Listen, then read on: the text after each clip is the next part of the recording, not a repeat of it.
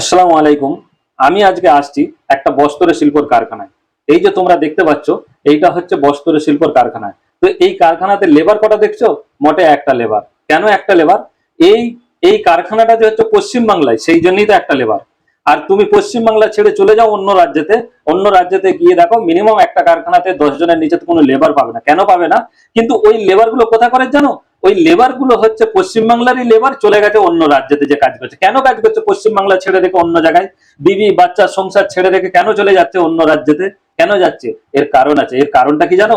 পশ্চিমবাংলাতে যদি একটা লেবারের মজুরি যদি 200 টাকা রোজ হয় না, অন্য রাজ্যতে লেবারের মজুরি হচ্ছে 1000 টাকা। তো আজ নয়, আজ 20 বছর আগে থেকে নিয়ে এরম কেস। তো এইটার কারণটা কি? এই কারণটা জানার জন্যই আমার এই ভিডিওটা।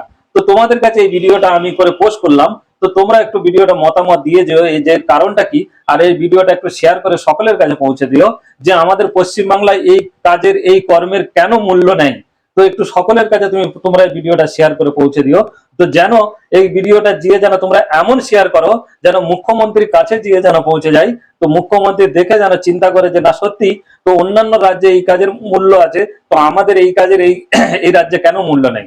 তো এর যেন একটা ফাইসাল্লা যেন হয়, সেই জন্যই আমার এই ভিডিওটা বানানো। চলো আজ এই পর্যন্তই, আবার দেখা হবে নেক্সট কোনো ভিডিওতে।